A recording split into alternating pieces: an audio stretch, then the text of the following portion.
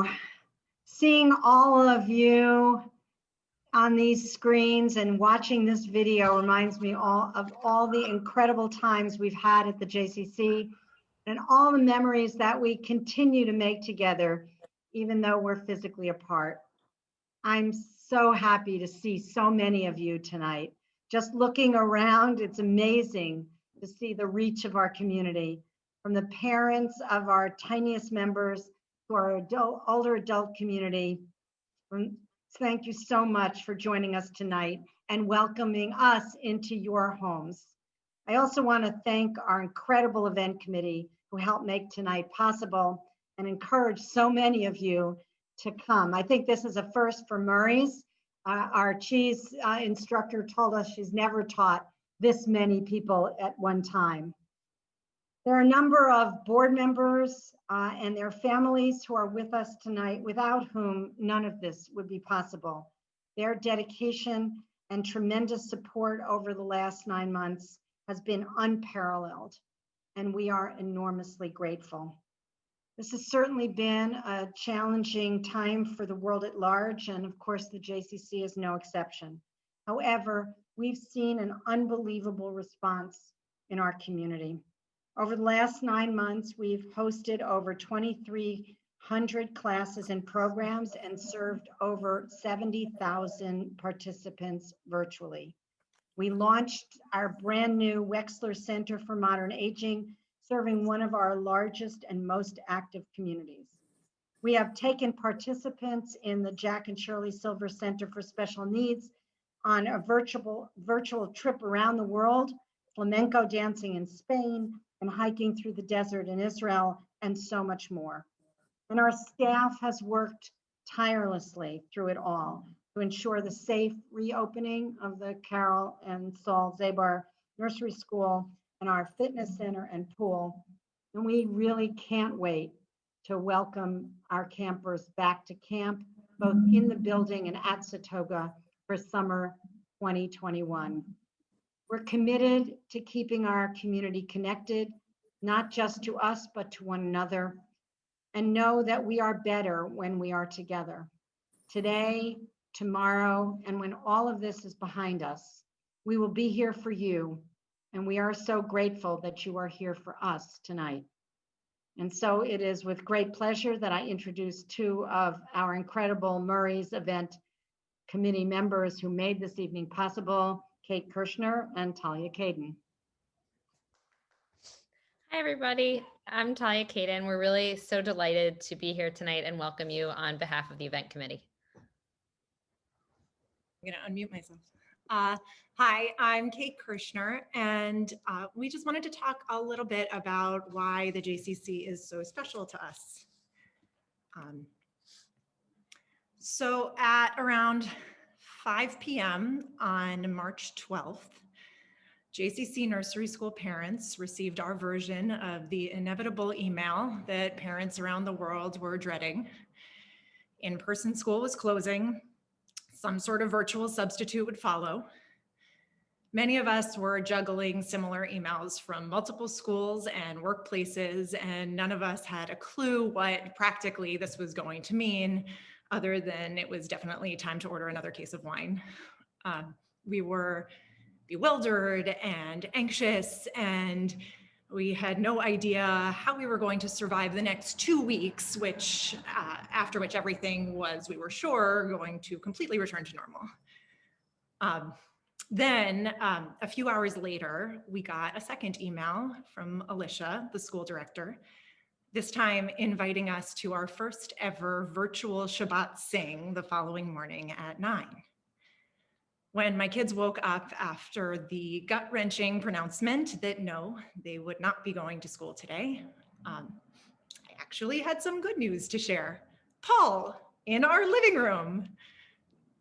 At 9 o'clock sharp, we logged onto Zoom for the very first time, and my 3- and 5-year-olds sat side by side on our desk chair in rapt attention, singing along at top volume to the best medley of songs I had ever heard in my entire life. And all of a sudden, in the midst of a global pandemic, locked down in our increasingly claustrophobic apartment with the ground shifting seismically beneath our feet, there was our community. Paul continued Shabbat Singh virtually every week, straight through the summer and right up until school began in person this fall. And for that small window of time each Friday morning, no matter where we all were in the world, no matter where we all were emotionally, we were all together. And because we were all together, we were okay.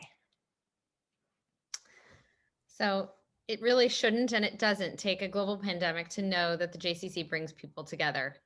Kate and I have watched our children make their best friends playing on the roof, find heroes in the teachers that are in the classroom, and discover confidence that they never really knew they had until they were at Camp Satoka.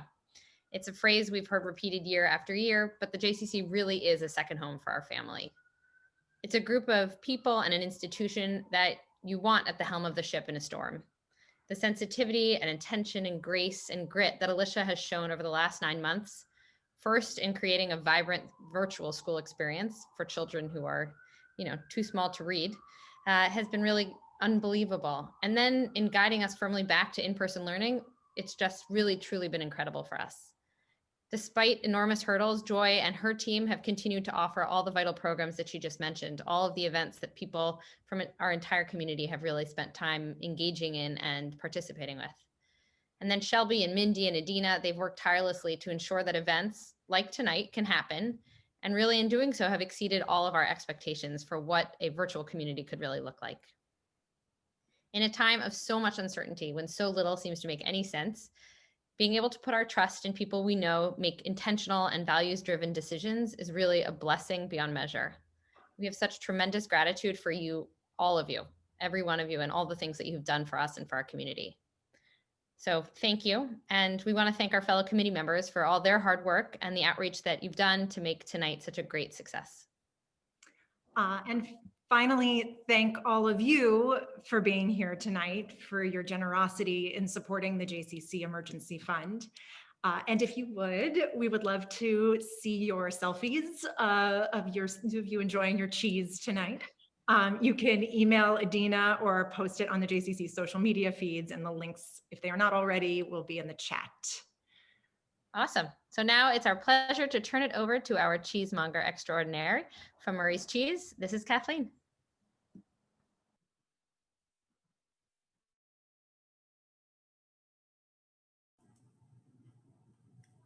Hello, everybody. Thank you so much for having me here tonight. I have to say that introduction was very, very heartfelt, and this is, I can clearly tell, a very special group of people that I am so fortunate to be able to share cheese information with. So I'm so happy to be here, so honored to be here. Just to kick off really quickly with a little bit of housekeeping before we begin, you've probably noticed that you have been put on mute just due to the record-breaking attendance that we have for our virtual class tonight with Maurice Cheese. We wanted to make this as informative for you all as possible. So just to limit the distractions, I am going to ask if you do have any cheese-related questions, because I know that they're going to come up, and I'm so happy to answer them for you as quickly as I can. Please feel free to use the chat function to post your questions in there, and myself and Adina will do our best to make sure that we get all those questions answered.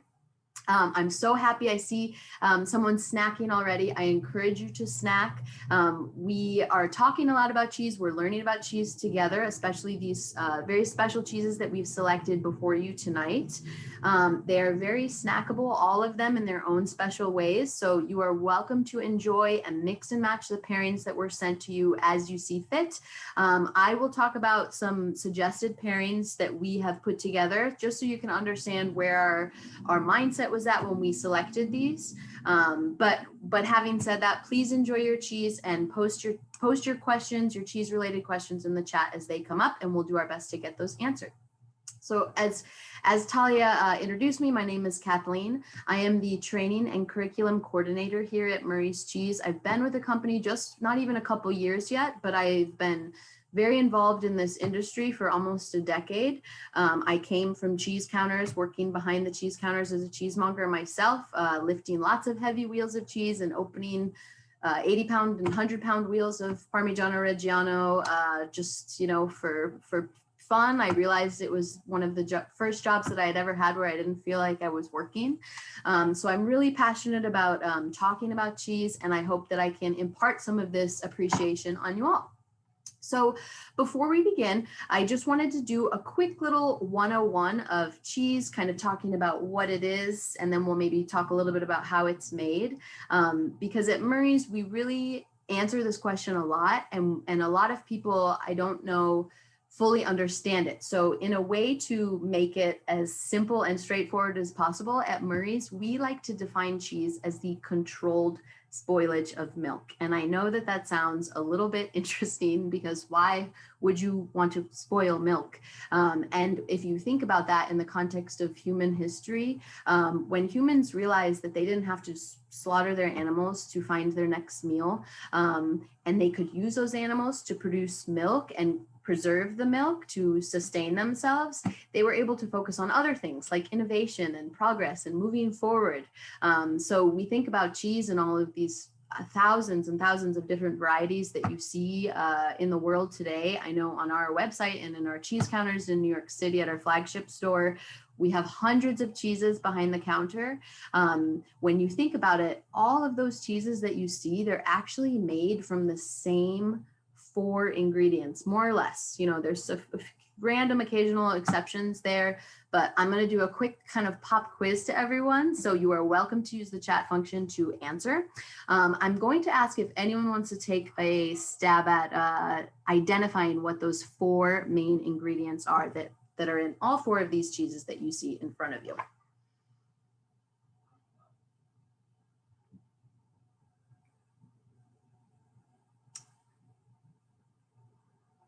Give it another second here. You're welcome to type in if you have an idea of any of those ingredients. I might see some typers typing. Molly, yep, and Shelby hit the nail right on the head there. Everyone is, I see a lot of questions. Milk, it's the first ingredient of cheese. You know, it's the basic building block to cheese making, and you cannot make cheese without milk. The second is definitely a really important one. I saw someone put enzymes.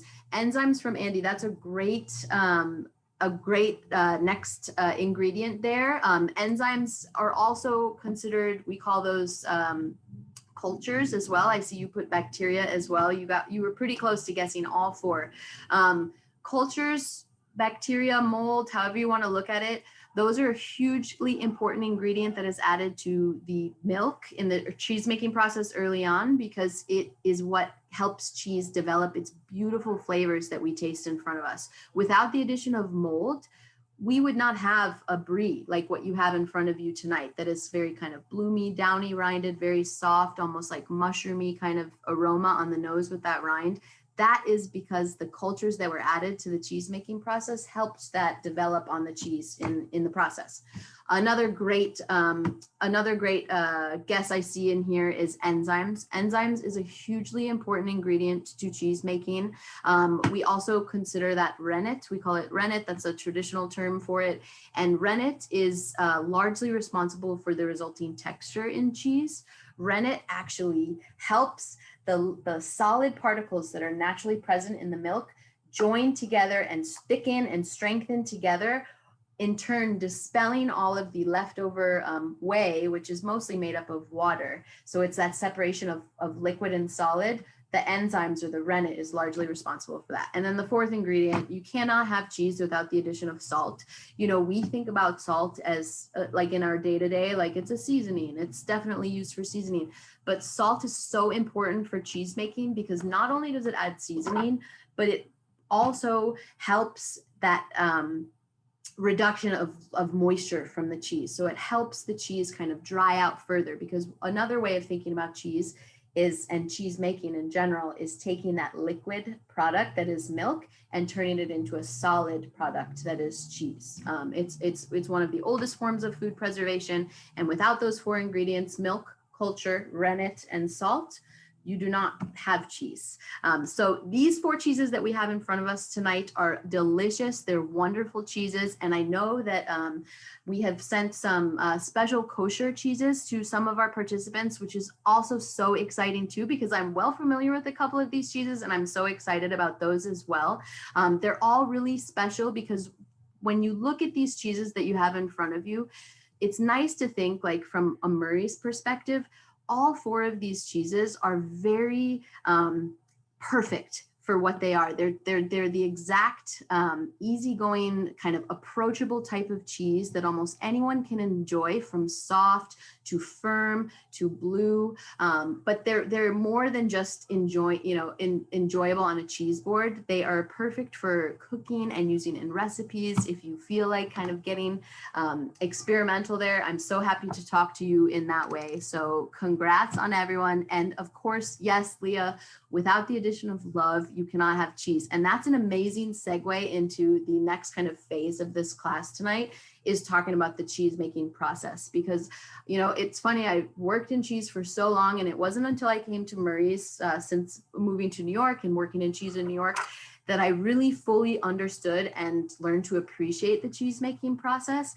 And it really helped me in terms of looking for cheese when I go to shop, in my day-to-day and do my grocery runs. And when I'm at a cheese shop, assessing the cheeses that are behind the counter. Because I better understand the cheese making process, I kind of know what I'm looking for, and I kind of let my senses guide me. So let's talk about the cheese making process. And I do see a question in here from Linda asking if we can freeze cheese. Okay, she sent this to me, so you might not see it directly in your public chat. But the answer, can you freeze cheese, is yes and no. And I would recommend experimenting with that in small portions, because it would be so unfortunate for you to freeze, a 1 pound block of mozzarella and take it out a few weeks later, thaw it, and realize that the texture is completely different than what you had remembered it to be or expected it to be.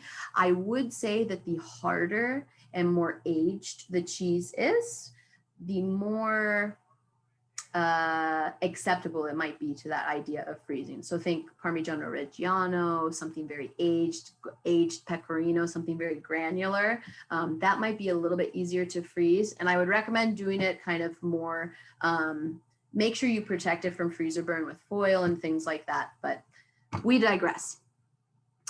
Let's see, I do have another question in here. What is the best way to wrap cheese? That's a great question. And I love talking about this with everyone, because I think it's important for those of you that might not finish all of your cheese in this class tonight. Some of you will, and I'm encouraging you to snack.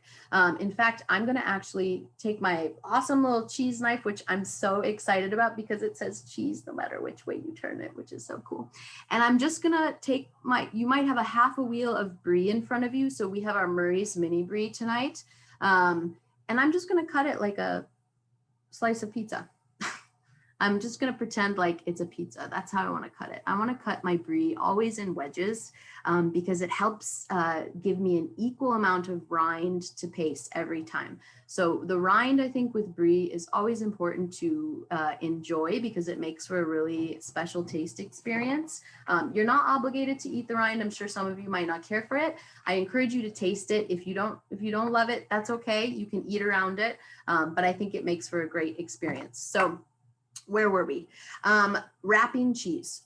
The softer the cheese, and I'm thinking more like blue and this brie here and this blue cheese here, I think they respond best to be wrapped in foil, because not only does it keep things kind of airtight, but it also keeps light out.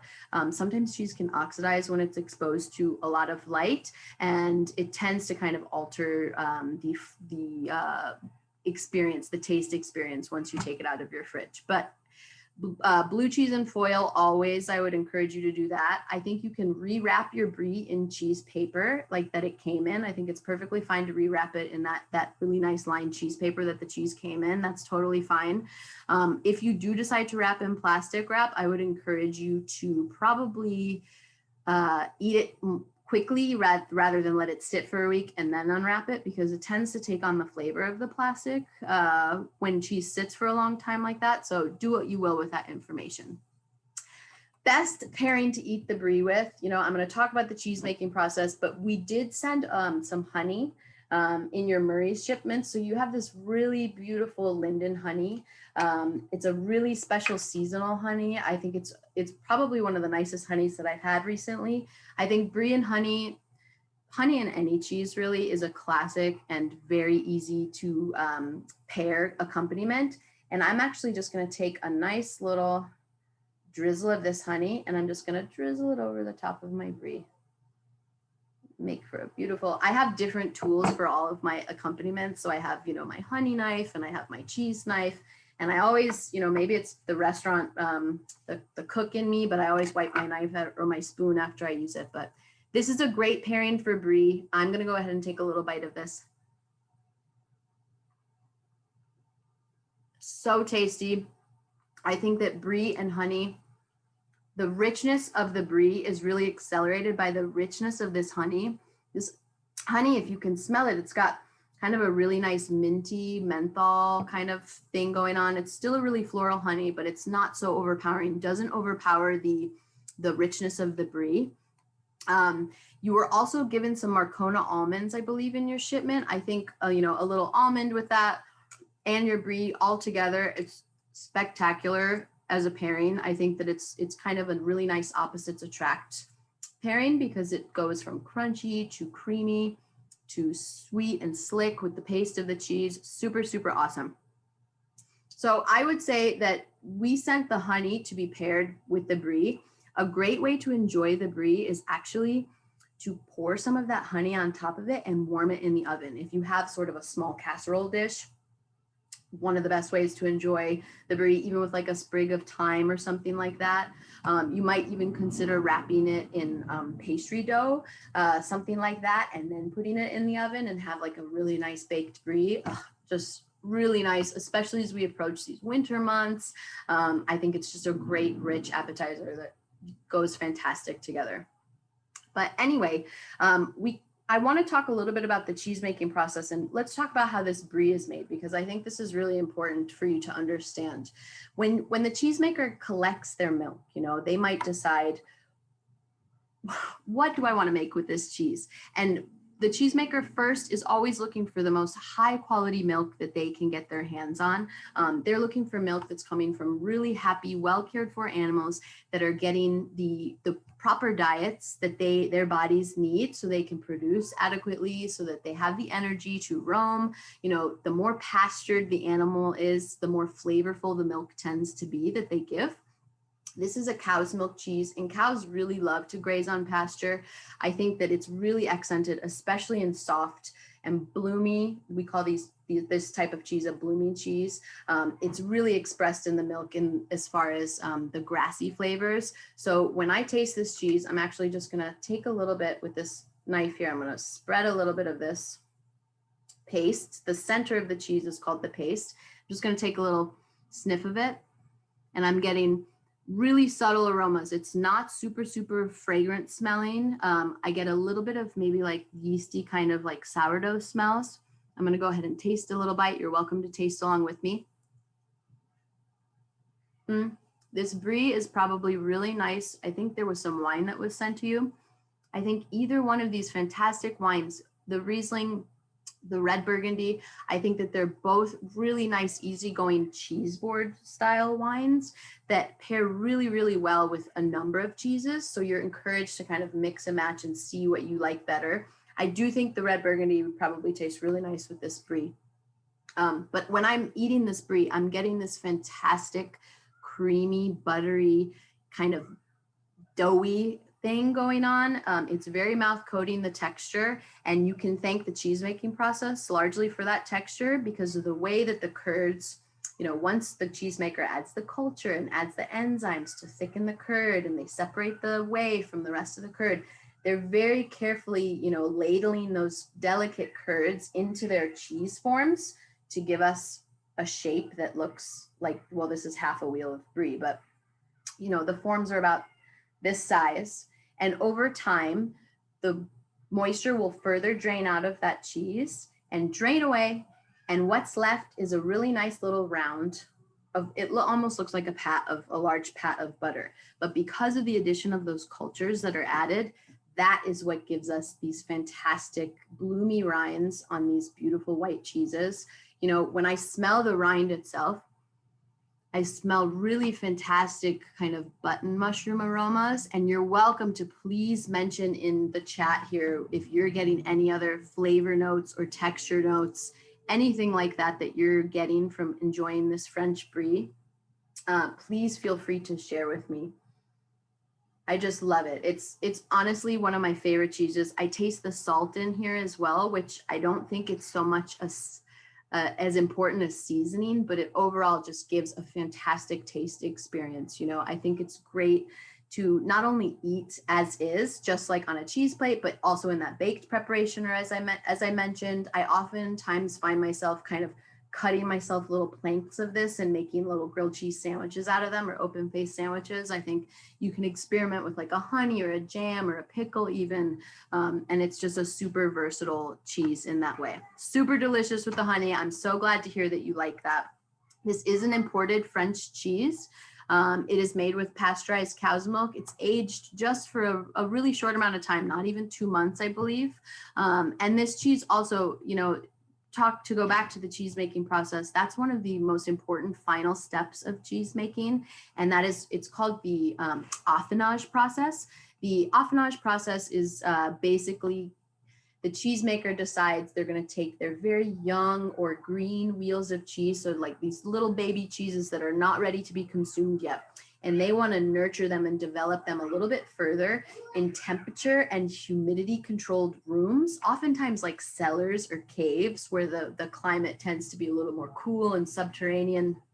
And that is where these very complex microbes start to develop on the surface. So that is where the bloomy rind, the molds, you know, start to develop on the outside of brie, for example, and the cheesemaker will just tamp that down to keep the mold from kind of going crazy on the cheese and looking like Einstein hair, if you will. And they'll keep flipping it over time until it's ready to enjoy. And before you know it, you have a really fantastic cheese. And this is a great segue to go into our next cheese, which I'm so excited about.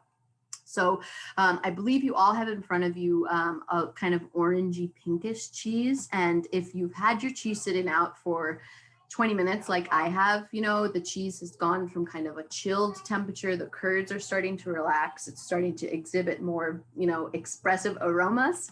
And this little baby right here, it's called Oma. It's probably very fragrant to you at this point. Some of you also might have, let's see here, I believe you might have like a Swiss cheese, an Emmental cheese, which is a very kind of similar, although the recipes are a little bit different, I would say ultimately in terms of character and personality, they're very similar, because you should be getting a lot of kind of sweet aromas, maybe a little bit of nuttiness, and particularly with this Oma. So this is a Vermont cheese. It's made with pasteurized cow's milk. It is very golden and buttery in the center, and it's got lots of little tiny eye holes, little bird's eye size eye holes. And it should smell almost like broccoli to you. I don't know if you're getting that. Please feel free to mention in the chat what you're smelling on this cheese. But sorry, I really like to use all of my senses when I'm evaluating cheese. And at Maurice, that's one thing that they encouraged us to do, is really get in there with the cheese and play with it a little bit, kind of explore it and really get to know it. So I'm looking at it visually. I can see the rind is very pinkish orange. That is thanks to one of these steps in the cheese making process, particularly for this style of cheese, which is a washed rind style. And the rinds are basically mopped with like a brush or sometimes a rag that's been soaked in a salt brine.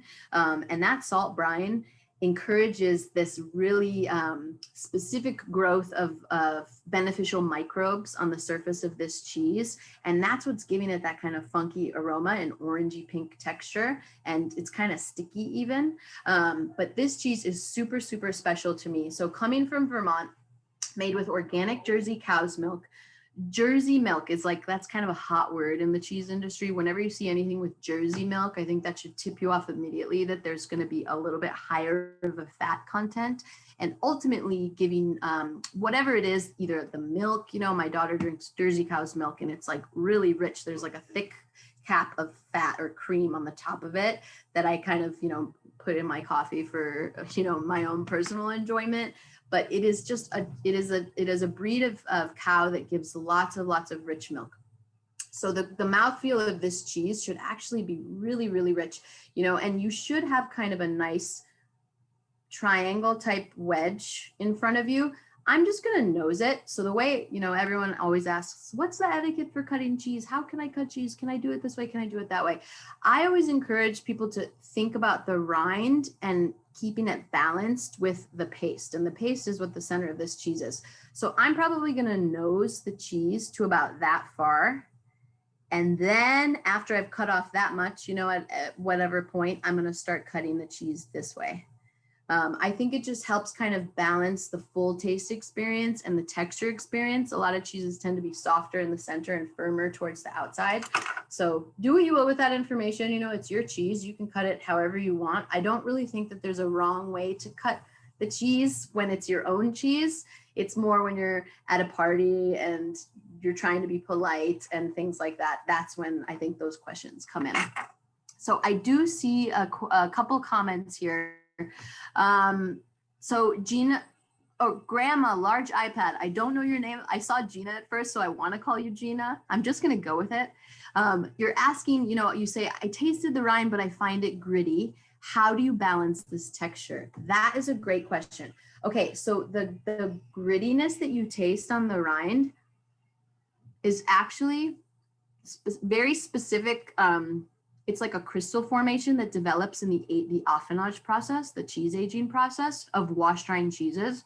And that grittiness, it's not for everyone. Some people love it. I often find myself tasting it on Fontina, Taleggio. It's like this gritty kind of funkiness. If you're not a fan of it, it is perfectly fine for you to cut the rind off. I'm just gonna cut off that much of the cheese there. And you don't have to eat it. You're under no obligation to eat the rind if you don't want to. I always encourage people to taste it. If they don't like it, don't eat it.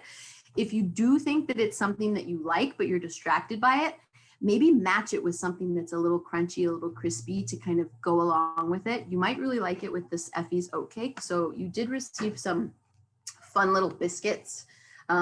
These are like tea biscuits traditionally, enjoyed, passing through, visiting someone, having a cup of tea.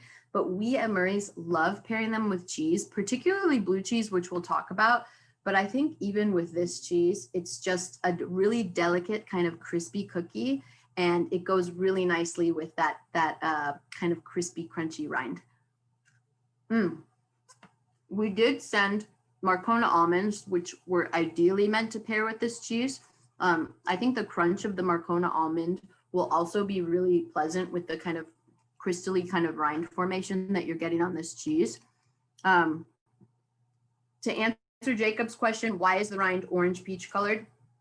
All cheeses that are washed with that brine solution tend to exhibit colors like that. And that's purely the style of cheese. Washed rind cheeses tend to be kind of orangey pink in color, funky in aroma, almost like stinky feet. But believe it or not, the bacteria, I don't want to scare anyone, but to be perfectly honest with you, the bacteria that pollinates on the outside of washed rind cheeses is similar to what gives stinky feet odor, which is crazy to think, but I want you to all just be very comfortable in the fact that knowing that Oma's bark is much more intense than its bite. Actually eating it, you'll probably get a lot of kind of vegetal flavors, sweet buttercream flavors, a little bit of salt, but overall, I think it's a super, super pleasant cheese. Definitely enjoy it. Let me know if you guys like this paste. As far as texture goes, we love to call this cheese pudgy because it's kind of squidgy like a sponge. That's like a common descriptor of if you like pudgy cheeses, you could say that to a cheesemonger and they know exactly what you're talking about. Very similar to Port Salut. Absolutely, Laura. Port Salut's also a washed rind cheese coming from France.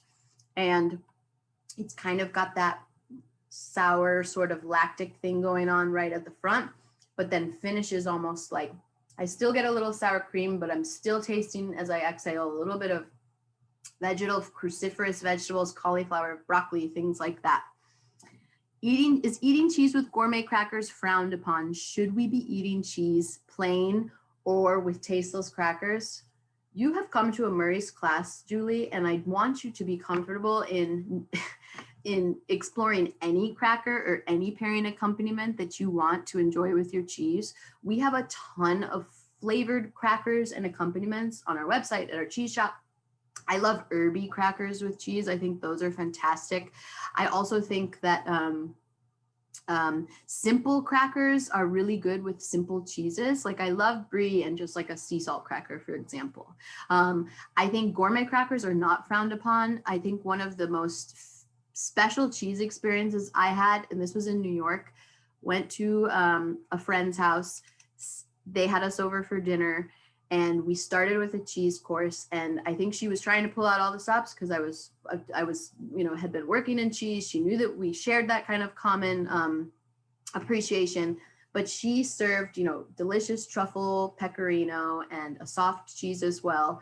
I don't even remember all the cheeses that she served, but she had a basket of like a bunch of different types of crackers kind of wrapped up in a dish towel. It was seriously the cutest presentation. I do it all the time at home. I think the more beautifully presented the crackers are, the more exciting the flavors are, the more fun it can be with cheese pairing. So no, I think don't eat plain crackers just because you feel like society is telling you to. Please enjoy all the crackers or the Effie's oat cakes that you want. Effie's does cocoa cakes, go crazy with it.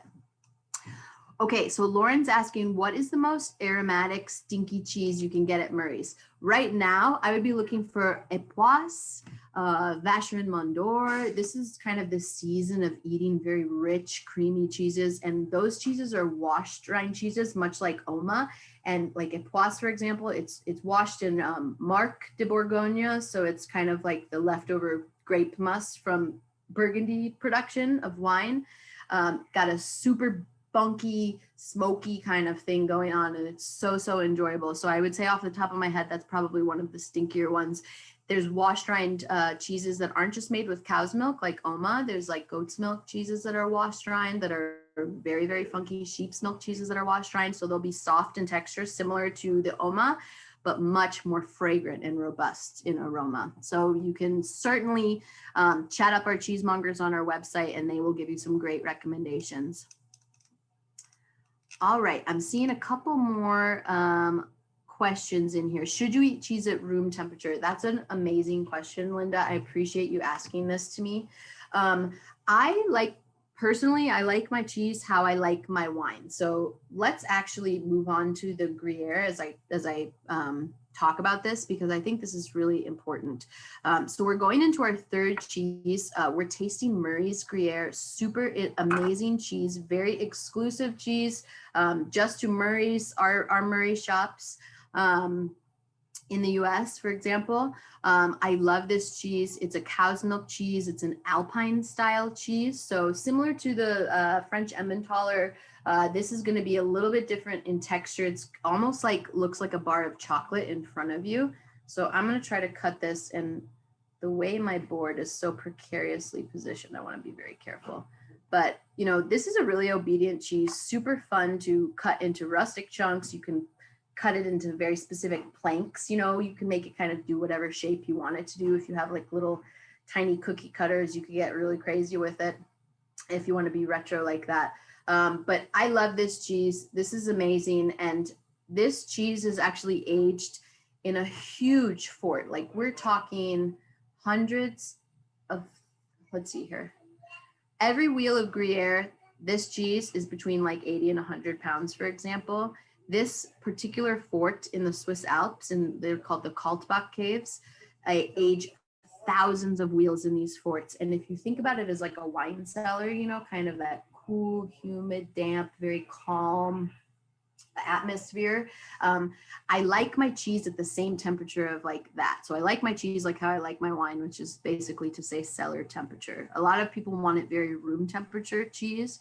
But I find sometimes, especially in the case of like a blue cheese, like your Danish blue that you have in front of you, or this Roquefort cheese that you have in front of you from France, can become almost borderline offensive after it hits a certain temperature. So think about that when you're taking your cheese out to serve.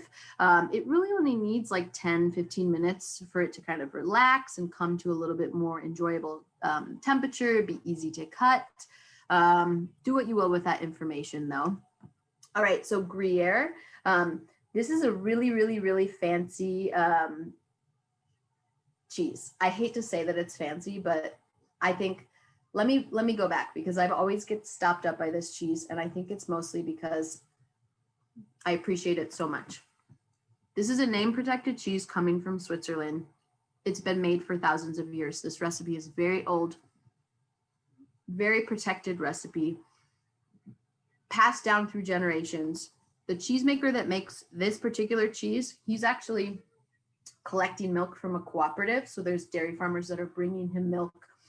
He, I believe, works with only a select number of dairy farmers, and he makes like only 6 or 7 wheels of this Gruyere cheese a day. They're still 80-pound wheels, so it's still a lot of cheese. But I think in the grand scheme of the way he works with his hands, the way he stays very close to the product, it's a really special product. We at Maurice actually purchase half of his annual production, which is mind-boggling to me, but it's really exciting because we know exactly what we can expect from this cheese in terms of flavor, texture. The flavor profile is very on point to what we want and to what our customers want. This cheese is really amazing because it's got these amazing kind of brothy notes. And I think that these cheeses, the Gruyere cheese in general, it's got kind of roasted vegetable flavors. It's got really nice, creamy, nutty flavors as well. I'm gonna just slow it down now and smell it a little bit. So, you know, whenever I'm about to taste a cheese, I love to just really get, as I mentioned with it. So I'm actually gonna take this little chunk that I have, and I'm just gonna break it in half. It smells like caramel. It's like butterscotchy kind of brown butter smell. It's so good. When you do that with cheese, you're expressing the volatile aromas, you know, by kind of agitating it a little bit. So it should give you a little bit more than if you were to just pick up the cheese and just give it a whiff. You smell a lot more when you kind of break it open and smell it. So it breaks to me like a really nice thick piece of like milk chocolate. I think that this is a really good cheese to enjoy with chocolate, actually. One of my favorite pairings with this, someone's asking, Jamie, you're asking, what do we eat with the Gruyere? I believe you were sent some apple butter. Prepare to be blown away with this pairing, because I think there's a tanginess to the apple butter that I think is so special with Gruyere. So I'm actually I have another little separate utensil because I'm kind of a neat freak like that, and I don't like to like mix everything up. And I'm just going to do a little cute little composed bite. I'll take a little piece of, I'm doing a mini version for you all so you can see, because I don't want to talk with food in my mouth too much. But I've made a little composed bite canapé of, I just did the Effie's oatcake because it's in front of you. A plain cracker would be fine with this. Even an herby cracker would be, like a rosemary cracker would be really good. But this Gruyere with apple butter is truly, I think, a home run pairing. Curious to know what you think about this. There's a tanginess that you should be getting in the apple butter that's making almost the roundness of that kind of nutty, brothy Gruyere just shine through. Like, I taste everything. I taste the Gruyere, I taste the tangy apple butter. The oatcake all together makes it taste like an apple pie. I'm just a freak for that combination. It's so good. As far as other, you know, I'm so glad you all like it. I love seeing that. This is seriously one of my favorite pairings. When I saw the list of cheeses that we were all tasting tonight, I got really excited because I think they're just some of the best old standards in a way. But I mean, honestly, I don't think it gets much better than this, guys. This is truly a special cheese because not only can you go sweet with it and go, you know, chocolatey with it, as I mentioned, but you can go in a very savory direction. I love Gruyere with pickles, Oma with pickles, you know, like those Gruyere also, believe it or not, a washed rind cheese. It's more commonly referred to as an alpine cheese because you think about the cows, you know, grazing in the Swiss Alps, and they're, you know, eating those high elevation alpine meadow grasses and flowers. And that's really what's giving that rich, intense, powerful flavor in the cheese. I think that this is really, really nice to eat with. I love it with kimchi. I know this sounds crazy, but I was tasting this last night because I wanted to experiment a little, and I had read kimchi and Gruyere goes really well together. And I thought, like, that sounds really interesting. I want to try it. And it's super, the funky, spicy kind of fermented flavor in the kimchi just goes great with the Gruyere. I think even like any lacto fermented vegetable, like a sour pickle, I think that that's a great combination with this cheese as well. This is the classic ingredient, one of the classic cheese ingredients for fondue, and it makes the fondue just have such rich velvety texture. This cheese melts really, really well. I think you can go beyond just fondue. You can enjoy it on grilled cheeses, pasta, casseroles, noodles, whatever you want. Yeah, I see Judy, you say Thanksgiving in a bite, and I 100% agree with you. All right, so the Maurice apple butter, just to kind of backtrack a little bit on this pairing, I love Maurice apple butter. I think we have a lot of private label preserves that we have in our catalog or assortment, but the apple butter is by far my favorite.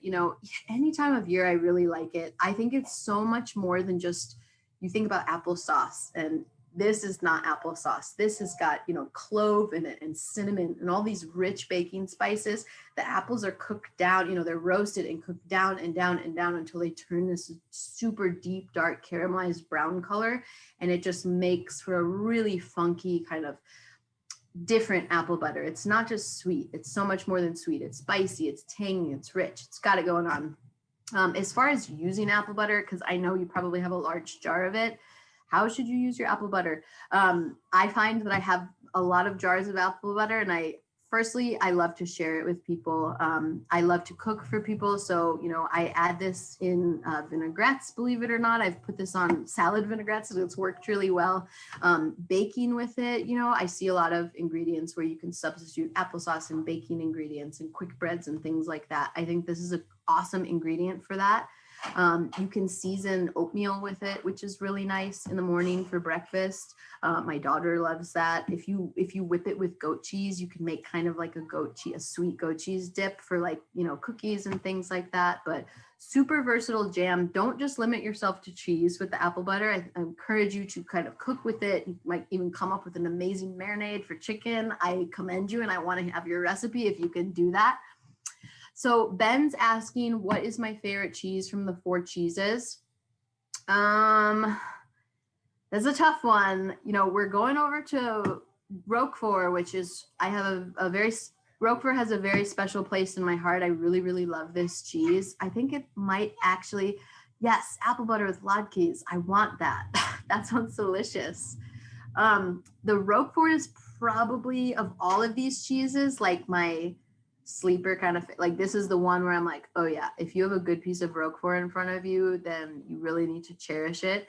And I believe we probably went through a few wheels of cheese among the 130 of us, but we're all sharing the same wheel, more or less, the same wheels. And if it's any indication, the quality of mine, of the rest of yours, I think we're all in for a treat, just to kind of segue into the Roquefort with the Effie's oatcake is the final pairing. I know we've kind of mixed and matched a little bit. This is a really special, again, name protected cheese. It's coming from France this time, so let's kind of recap where we've tasted. We've started in France with Brie. Some of us went to Switzerland we stayed in France with a nice French version of Emmental. It's like a Swiss cheese. And then some of us went to Vermont to enjoy this delicious wash-dried cow cheese called Oma. Then we all went back to kind of the Swiss Alps, and we tasted Gruyere together.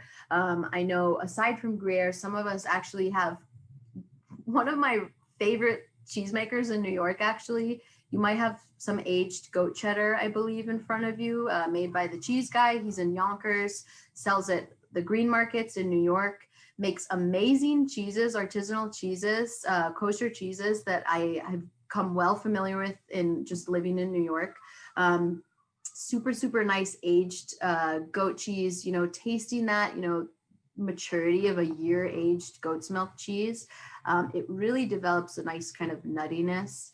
The texture, although it's probably not super similar as dense as Gruyere, it's still pretty firm. Crumbles really great. It should be a great melter, actually. And I just love the sweetness and the nuttiness that aged goat's milk cheeses have been. And now we're finishing our experience tonight with a blue cheese. And I actually realized that I didn't talk about this, but we kind of arranged the pairings for you tonight to go in what we call at Maurice, this idea of mild to wild, and going from mild to wild in terms of starting with like a more mild, easygoing cheese, and then increasing the robustness of the flavor and the texture of each cheese that we try consecutively, and finish with the strongest cheese. I can guarantee almost always 9 times out of 10 the blue cheese is going to be the strongest cheese. Why do we do it that way? It's so we don't overblow your palate. You know, we don't want to make you taste the blue cheese at the beginning, then you wouldn't taste the brie if we finished with that. So we kind of want to increase in complexity and flavor as we taste, because it's the most kind that we can be to our palates and our brains, and we can kind of appreciate cheese further in that way. So we're finishing with the blue cheese. This is a really nice cave-aged sheep's milk cheese coming from France. Those of you that have the Danish blue, I believe Danish blue in general is such an approachable, easygoing cheese for the blue cheese family, to be honest with you. Very creamy. The Roquefort equally is creamy. Although Dana blue is typically cow's milk, this Roquefort is sheep's milk. To just speak a little bit more about the Roquefort, just one single breed of sheep actually makes this cheese. No other, due to the regulations and the recipe of Roquefort, only one breed of cheese is designated to make Roquefort, to give the milk for it. And just a fun fact about sheep, the milk that they give, it's much lower in volume than cow's milk. So all the other cow's milk cheeses that we've tried tonight, cows give a high volume of milk in terms of yield. Sheep actually give so much less. They're much smaller animal. They metabolize their food very differently, but the milk that they give is actually so much more rich in protein and fat than cow's milk. So the flavor that you're probably tasting, I'm gonna kind of wipe my knife again. Oh, actually I have a very special blue cheese knife here. It's kind of like a spreader that works really well with this Roquefort because it's so spreadable, like peanut butter almost. The milk that the sheep give, it's so rich. So when you taste this cheese, so I'm actually just kind of smearing a nice little canapé for myself. I might even put a little honey on top of this because I think that honey and blue cheese, especially for those of you who might be a little hesitant about blue cheese, help it along a little bit. It's just a really kind of nice, rich, mouth-coating taste experience. You get lots of salt in this cheese. Super, super mouth coating. Because of the cultures that are added to the Roquefort that make this blue mold develop on the inside of it, you get this very kind of saline, slightly astringent flavor. It's a little bit medicinal, but it's not it should not be in an offensive way. It should actually taste really good. It's so good with the honey. I hope you're putting a little honey on top of your Effie's cake, especially if you put a huge ratio of blue to Effie's like I did, because I'm just a savage like that. I'm so sorry, but I just have to take another bite because I love the saltiness of Roquefort. I love the creaminess of it. So versatile for salad dressing. Just, for enjoying on anything, crusty bread. I think butter and blue cheese go really well together as well. And I know, oh my gosh, there's so many questions that came in the chat. I just want to address them for a minute. So Regina's asking, how do you compose a cheese board? Do you do it by region? Do you do it by flavor? How many do you typically recommend? This is an awesome question. I love this question. I have to put my cheese down so I can get really intense about it and gesture with my seltzer over here. I think that the more or less is more in terms of types of cheese. Again, I think 4 is a great amount. I'm actually kind of aesthetically, I want odd number things. So I think 3 cheeses is even more ideal because it really allows you to spend time with the cheeses that you've purchased, especially if you're going to our shops and you're looking, or going on our website and you're looking at all these different cheeses. Limit yourself, but instead of getting smaller pieces, quarter-pound pieces, allow yourself to get a little bit larger of a cut. You'll probably get ultimately like a really nice, beautiful cut that I think will let you kind of experience it a little bit more than if you were to just get a tiny piece. Tiny pieces are for when you're buying things in store and you're just looking to purchase, what you want for the night. Ideally, I know we're shopping differently right now, but allow yourself maybe third pound, half pound, do what you will with that information. As far as how you want to arrange, there's this idea of horizontal tasting, which is basically tasting milks or cheeses of all the same variety. So you could taste all bloomy rinded cheeses, you could taste all cow's milk cheeses, you could taste all sheep's milk cheeses. That's kind of that idea of vertical tasting. You could do a horizontal tasting of the same cheese but different ages. So think of like Parmigiano Reggiano or Gruyere. If you can find like a 4-month Gruyere, I can almost guarantee you can find an 8-month Gruyere, a 12-month Gruyere, and a 24-month Gruyere. And before you know it, you're tasting like so many different vintages of the same cheese, and you'll be amazed at how differently they all taste. Flavor wise, I always like default to kind of this, I always mix it up basically when I'm doing a cheese plate. So like exactly what you see before you. I think cheeses varying from hard to soft to blue, maybe mixing up the milks a little bit. So maybe having a cow, a sheep, and a goat's milk cheese. That I think makes for a really fun cheese plate and lets you kind of get crazy with the pairings that you choose and things like that. So I hope that answers your question. Andy's asking, what is the name of the cheesemaker in Yonkers? He's called the Cheese Guy. I forget his name. I want to say it's Brad, but I think I'm wrong. But just the Cheese Guy. You can find, I think thecheeseguy.com might be his website, but he just makes really awesome kosher cheeses and sells at the green markets. And he's been doing it for a long time. So it makes really, really good cheeses. What are some of the crowd pleasing cheeses to bring to a friend's house? That's an awesome question. So if you have the shipment of cheeses from Maurice in front of you, I think each and every one of these in a way are very crowd pleasing. I think the most crowd pleasing of the 2 would probably be the Maurice mini brie, which I just have to take another bite of. This is the perfect ripeness of this cheese. It's kind of like not super runny, but it's just starting to kind of ooze out of its paste a little bit. It's just the perfect ripeness. If it's a little bit firmer, that's okay. It'll soften in a couple of days and you'll see what I'm talking about. I think a small format brie cheese is a great thing to bring along with you to a party, to give as a gift, something like that. And let's see here. Yes, Sarah, hopefully the Roquefort cleaned out your sinuses. The Penicillium roqueforti mold it's almost like a vaccine in and of itself. How long will this cheese last in my fridge? That's a great question from Sarah. You might not see it in the public chat, but I do think that the higher, so this is like a rule of thumb, the higher the moisture is of the cheese, the more quickly it's apt to expire, okay? So think about the Roquefort. Very soft cheese, very sticky, full of moisture. It's not super dry the way this Gruyere is. It's going to spoil more quickly if you kind of just leave it to sit in your fridge for over a week or longer, for example. I think you'd be surprised wrapping it in foil even a week from now. You might be impressed at the quality and the shape that it's in. But I do encourage you all to try to eat it. See where you're at by the end of the weekend.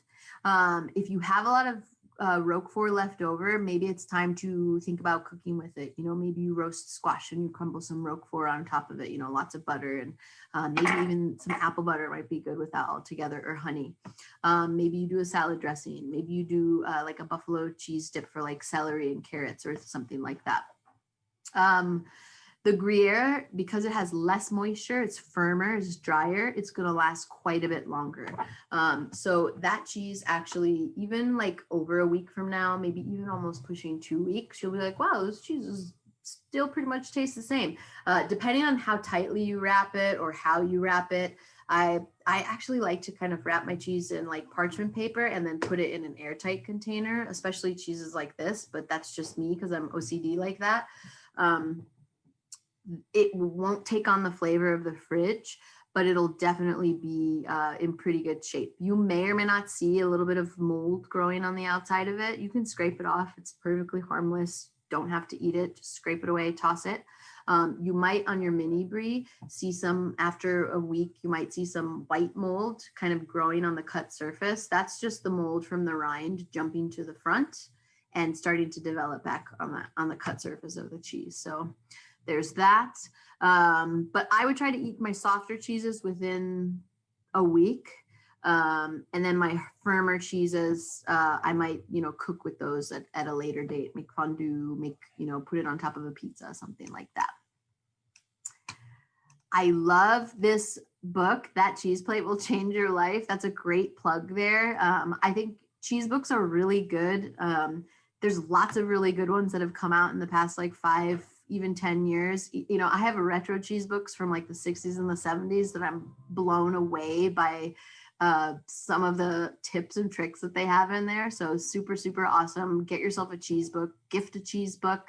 I think it's a really nice, thoughtful thing for someone. Someone asked, how long will the cheese last in the fridge? I hope I answered your question there. As far as, the higher moisture the cheese, the more apt it is to spoil. So try to eat those, within a week, ideally within 3-4 days even. Fruits recommended adding the cheese board. I always think seasonal because I'm just kind of a hippie like that, I guess. But right now I'm doing a lot of pears, apples. You might like persimmons. You might see those in your markets. Persimmons are so good with cheese. Roasted squashes and things like that are really fun. Candied pumpkin, preserved pumpkin, things like that. Candied fruit and things like even candied ginger can be really, really nice with cheese too. So I always think seasonal fruit ultimately and vegetables. Let's see here. What are the best pre-Thanksgiving dinner cheeses? That's a great question. I would think about like the food that you're serving, your menu, your Thanksgiving menu. If there's a certain theme, if you're going traditional, maybe you want to go for a very kind of, American cheddar, cloth-bound English cheddar or something like that. I think cheddars are really nice for Thanksgiving. Gruyere is amazing for Thanksgiving. Small format cheeses, like a whole wheel of, even the Oma is not terribly big, but like the mini brie, something like that is kind of a nice pre-Thanksgiving dinner cheese. I know in the UK, people go crazy for Stilton. So they actually inebriate Stilton with like bottles of port, and they just they kind of hollow out the wheel and fill it with port. And then people just, add crumbles of the Stilton back in. There's lots of creative preparations for this, but apparently it's just a delicacy in the UK, especially in the wintertime and the holiday season. They just go crazy for it. Port and blue cheese is a great pairing as a side note for you all. How do you know when blue cheese spoils? That's a great question that I just got in the chat here to me specifically. I think once the cheese begins to taste soapy and like overly bitter, that is a good indication that the cheese is past its prime. So right now, I'm going to take another bite. I'm getting creamy, salty, a little bit astringency, as I mentioned, a little kind of sharp medicinal flavor from the mold, but that's just classic Roquefort. It should taste like that. If it tastes just soapy to the point where you just can't get past it and you can't taste the cream and the richness and the kind of unctuousness of the cheese, that's a good indication. So like bitter and soapy. All right, I'm happy to take one more question from you all. I know we went over like 9 minutes, forgive me. If anyone has any other questions out there, I'll just give it a second.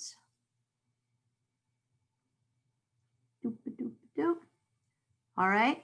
Well, with that, I just want to thank you all for your time. Thank you for your questions. Awesome questions. And I'm going to pass it over to you, Shelby, please. Thank you. Wow. Kathleen, thank you so much for sharing your incredible wealth of knowledge with us. I will literally never look at a cheese board in the same way again. I also want to thank our incredible committee for making this possible and for all of your hard work and for everyone for joining us tonight. We are deeply, deeply appreciative of your generous support to our emergency fund, and I hope that you had a delicious evening.